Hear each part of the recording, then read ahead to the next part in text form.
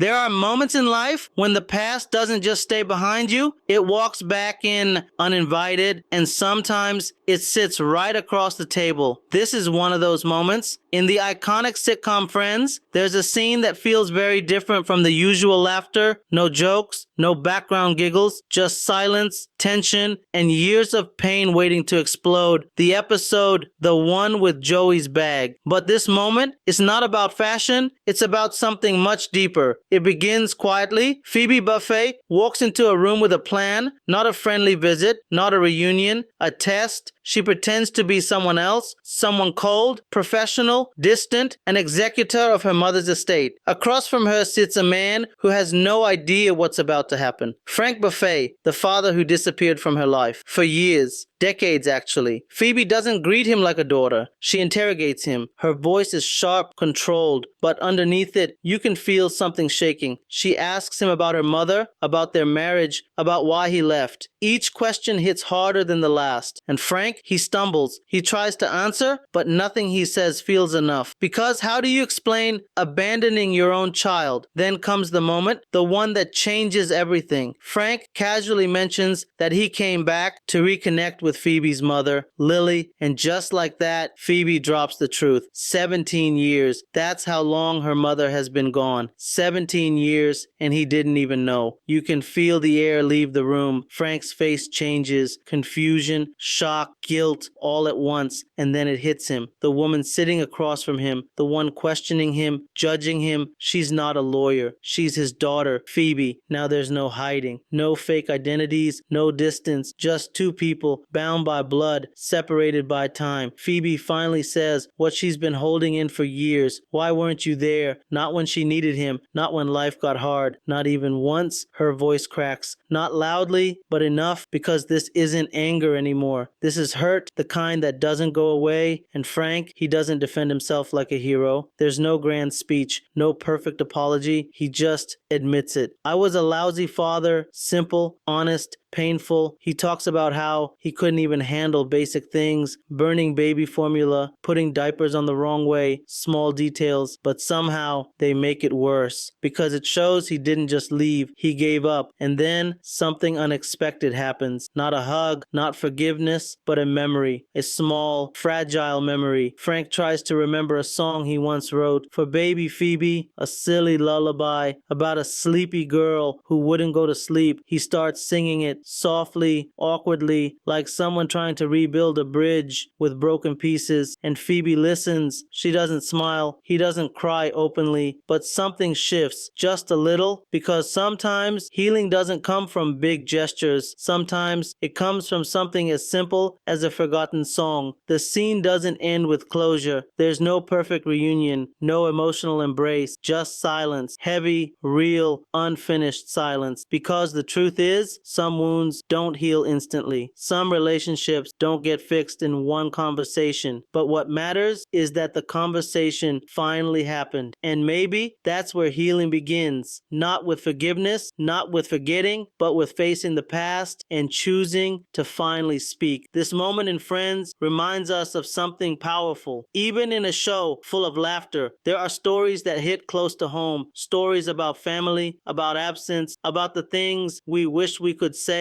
but never do. Because sometimes the hardest conversations in life are the ones we've been waiting our whole lives to have.